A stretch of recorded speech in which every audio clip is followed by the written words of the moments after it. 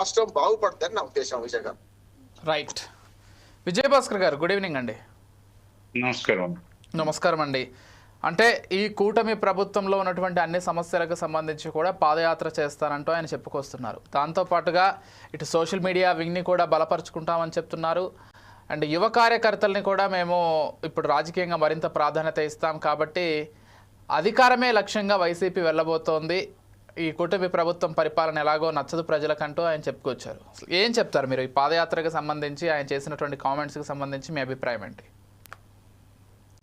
Actual గా వాళ్ళ party అంతర్గత విషయం ఇది. ఇప్పుడు అతను ఒక పార్టీకి అధ్యక్షుడు హోదాలో తన పార్టీకి సంబంధించి భవిష్యత్ ప్రణాళికని ఆవిష్కరించడంలో తప్పు లేదు. నేను భవిష్యత్తులో ఇది చేయబోతున్నాను, అది చేయబోతున్నాను, చివరిలో నేను పాదయాత్ర కూడా చేస్తానని చెప్పాడు. అందులో తప్పేం లేదు, పాదయాత్ర చేయొచ్చు. అయితే ఆ పాదయాత్ర ద్వారా ప్రజలకు పాయసాలు అందాలి, గరళం అందకూడదు. అంటే అంతకుముందు ఓదార్పు యాత్ర చేశాడు, తర్వాత 5 సంవత్సరాలు అధికారంలో ఉన్నాడు. వై నాట్ 175 అన్నారు, రివర్స్ అయింది. అంటే ప్రజలకి గరళకంఠం గరళం అందింది కానీ పాయసాలు అందలేదు అనేది రుజువైంది. ఇప్పుడు చరిత్రని ఒకసారి రామ్మోహన్ రావు గారు చెప్పినట్లు గాంధీ గారి దగ్గర నుంచి పాదయాత్రలు చెప్పారు. క్రీస్తు పూర్వంలో అదే యేసుక్రీస్తు గారు కానీ మహమ్మద్ ప్రవక్త కూడా మక్కా టు మదీనా పాదయాత్ర చేశాడు. యేసుక్రీస్తు కూడా బాగా పాదయాత్ర చేశాడు. అదేవిధంగా గౌతమ్ బుద్ధుడు, వర్ధమాన మహావీరుడు, గురునానక్, వీళ్ళందరినీ మనం తీసుకుంటే అట్లాగే స్వాతంత్రోద్యమంలో అనేక మంది, ముఖ్యంగా గాంధీ గారు, ఆయన రైలు పెట్టె ద్వారా అది ఎక్కడికెక్కడ ప్యాసింజర్ రైలు లాంటిది ఆపడం, ప్రజలతో మమేకం కావడం, ఇవన్నీ మనం చరిత్రలో చూసాం. పాదయాత్రల ద్వారా రామ్మోహన్ రావు గారు చెప్పినట్టు ప్రజలతో డీప్గా మమేకం కావడానికి అవకాశం ఉంటుంది. ఆ దారిలో పాదయాత్రలు జరిగే దారిలో పాడి పంటల్ని, ప్రజల కష్ట సుఖాలని, దొంగతనాల్ని, దోపిడీల్ని, దౌర్జన్యాన్ని, శాంతి భద్రతల సమస్యల్ని, పారిశ్రామికీకరణని, ఇలా అన్ని రంగాల్ని అవగాహన చేసుకోవడానికి, లోటుపాట్లని అర్థం చేసుకోవడానికి, తనకు అధికారం వస్తే భవిష్యత్తులో ఎలాంటి ప్రణాళిక, ఒక గొప్ప ప్రణాళిక రూపొందించుకోవడానికి ఆ పాదయాత్ర సమయంలో, పాదయాత్ర ముగింపు నాటికి ఒక గొప్ప అవగాహన ఏర్పడుతుంది. ఆ అవగాహన ద్వారా ఒక గొప్ప ప్రణాళిక రూపొందించుకోవచ్చు, గొప్ప మేనిఫెస్టో తయారు చేసుకోవచ్చు. అయితే వాళ్ళకి లభించే 5 ఏళ్ల కాలం, అధికారంలోకి కానీ వస్తే ఆ 5 ఏళ్ల కాలంలో వాళ్ళు ఈ గొప్ప అనుభవాల్ని మెటీరియలైజ్ చేయడానికి, తన పరిపాలనతో ప్రజలకి ఒక మంచి సుపరిపాలన అందించడానికి గొప్ప అవకాశం పాదయాత్ర అండి. పాదయాత్రలో అనేక సమస్యలు ఉంటాయి. ఆ ఎండకి ఎండాలా, వానకు తడవాలా, మంచుకు తడవాలి, చలిగాలను తట్టుకోవాలి. అదేవిధంగా ప్రజలు వచ్చి మీద పడతా ఉంటారు, పూలదండలు విసురుతుంటారు.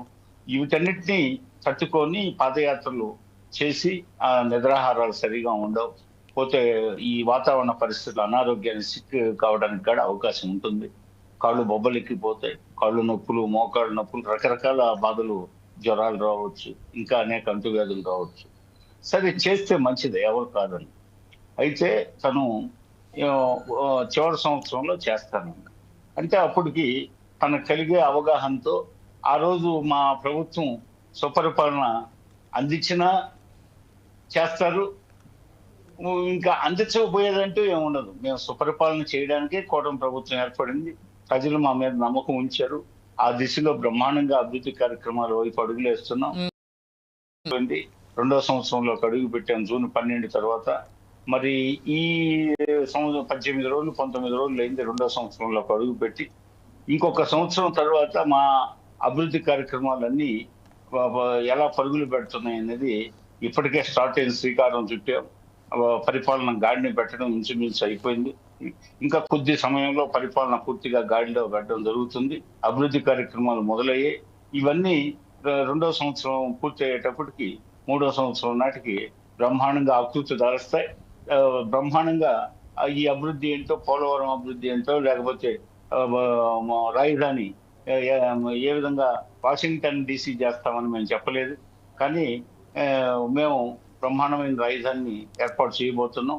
అదేవిధంగా ఇప్పుడు బనకచెర్ల ఆ ప్రాజెక్టు విషయంలో వైసీపీ తన వైఖరిని ఇంతవరకు తెలియజేయలేదు బనకచెర్ల విషయంలో. ఎందుకంటే తెలంగాణ రాజకీయ నాయకులు వాళ్ళ రాజకీయాల కోసం ఏపీకి మంది లోతట్టు ప్రాంతం, అంటే టెయిల్ ప్రాంతం, చివరి రాష్ట్రం మంది. మన దగ్గర అది సముద్రంలో కలుస్తుంది గోదావరి నది.